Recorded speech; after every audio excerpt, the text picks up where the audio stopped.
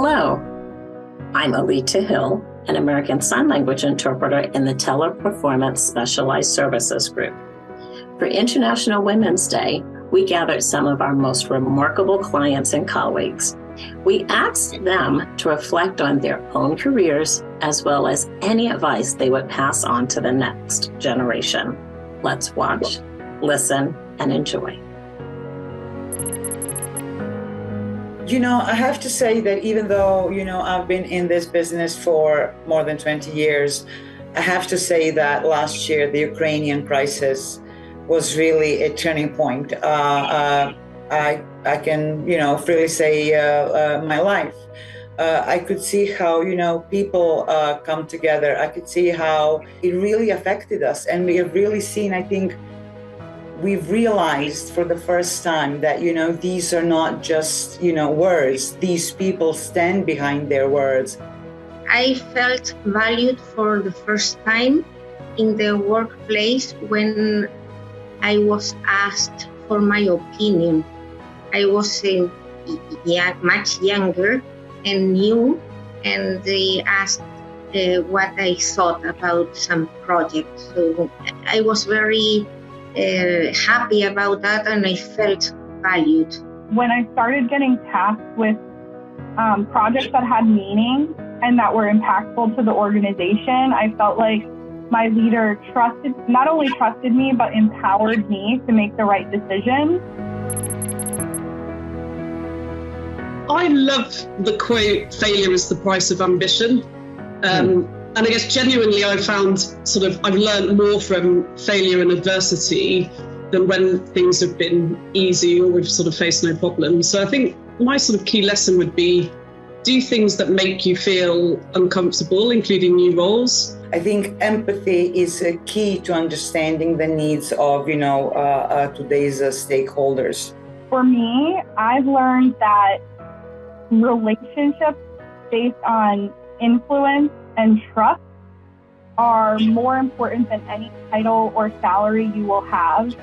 If you are able to build relationships with people, make sure that they trust you. I tell my daughters this, I tell younger staff members this, work hard, be curious, don't be afraid of putting yourself in new or uncomfortable situations, and above all else, embrace change. One of the things that we face, I think, is the likability penalty. I'm not sure if many people are familiar with that term, but it was coined by Sheryl Sandberg in her book, Lean In. She talks a lot about how women have to make a choice, right, between being bubbly and friendly or being assertive. And sometimes when we come across as assertive and direct, that can also make us be viewed as unlikable. I think sometimes we hold ourselves back, and I would counsel myself, my younger self, or any other woman, don't be afraid to jump in, and don't be complacent with your role in the organization. Look for ways to contribute and have a measurable impact on the business. I think probably confidence in ourselves and support for each other. So confidence in ourselves, I guess for me, I continue to try and self-reflect, try new things, but also seek out a community that will support me. And then that links to the second challenge around support for each other. I was reading an article recently where it said that women are faced in the workforce with lower expectations when it comes to their professional life and are subsequently taken less seriously. Which, to me, I think that is one of the biggest challenges, because these are the thoughts that lead to women not being given roles of authority. So the only thing for women, I think, to fight this is to not wait for an opportunity to come. We need to go out and grab it and seize the moment. Be bold and brave and try different things and find out what you both like, but also what you're really passionate about. And I guess play to your strengths, but self-reflect and then train and sort of focus development on areas where you're less strong. Be curious.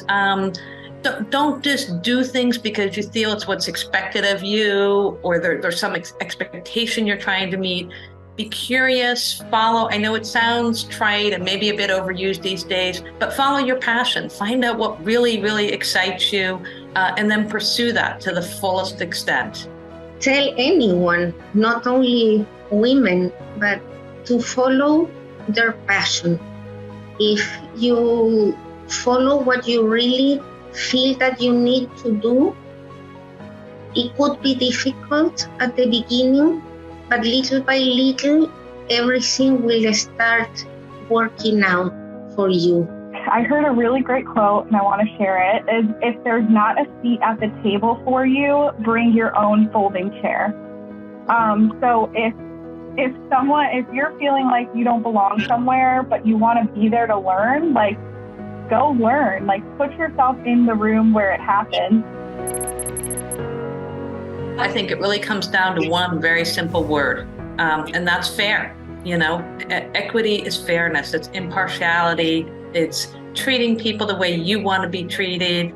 You know, creating a workplace where people feel valued regardless of gender or race. It's very simple. It's very simple, but it's hard to execute. So I guess for me, embracing equality includes sort of self-reflection and adapting my style, championing the culture we all want in our teams and frankly our society, coaching and supporting others. Equity is something like, for example, in my area of responsibility, in my zone. So we use a lot of things to make sure that, our approach is standardized, regardless of your, the gender or preference or a skill level, or so, we want to make sure that, when people start, they're treated the same, they're paid the same, they have the same opportunity, they feel valued equally. It's to throw away or ignore all conventions like stereotypes and see the humanity in other people.